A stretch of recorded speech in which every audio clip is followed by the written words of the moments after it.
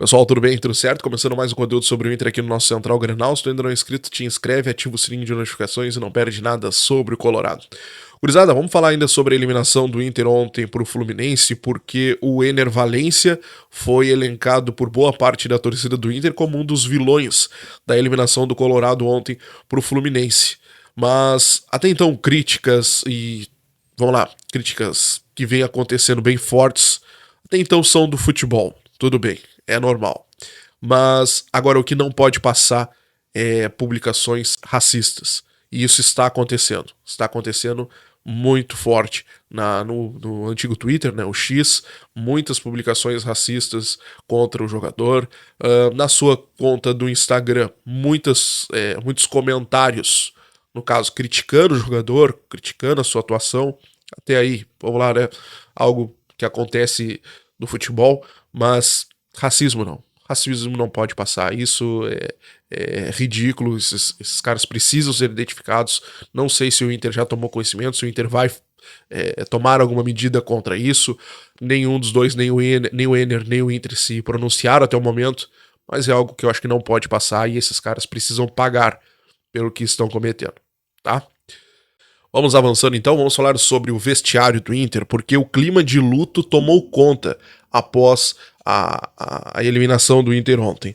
A entrevista do técnico Eduardo Cudê, abatido, cabisbaixo, após a eliminação, deixou claro que dentro do vestiário essa desclassificação foi um baque muito grande, não só para os jogadores, mas também para a comissão técnica. O Cudê salientou que não existe justiça no futebol. E ele disse o porquê, né? Porque se existisse justiça, o Inter tinha passado. Ele acha que o Inter jogou muito melhor que o Fluminense, que deveria ter ganho. Foi um golpe muito duro, segundo o Cudê.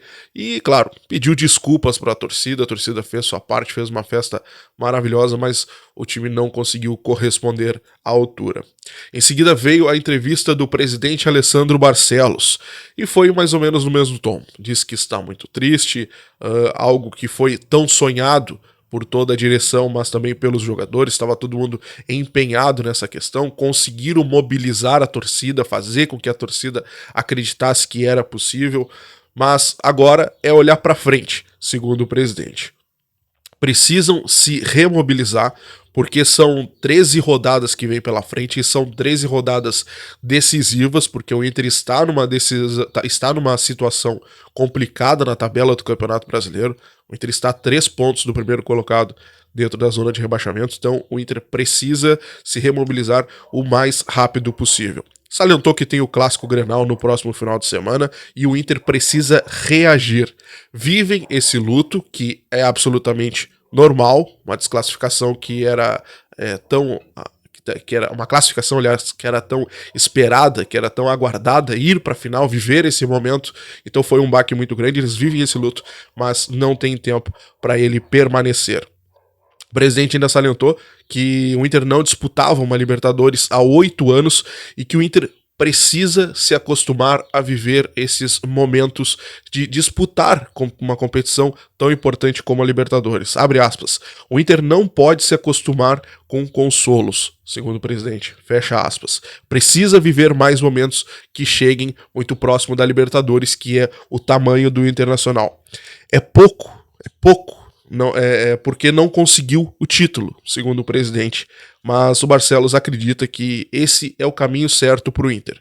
O Inter acreditar, o Inter conseguir manter uma base de time, conseguir manter esse time que está, segundo o presidente Barcelos, é o caminho certo para muito próximo o Inter conseguir o título da Copa Libertadores ou algum outro título de bastante expressão. Mas ele salientou, há 8 anos que o Inter não disputava uma semi de Libertadores. Isso é muito pouco, beleza? Se inscreve no canal, ativa o sininho de notificações, não perde nada sobre o Colorado. Um grande abraço e até a próxima. Tchau, pessoal.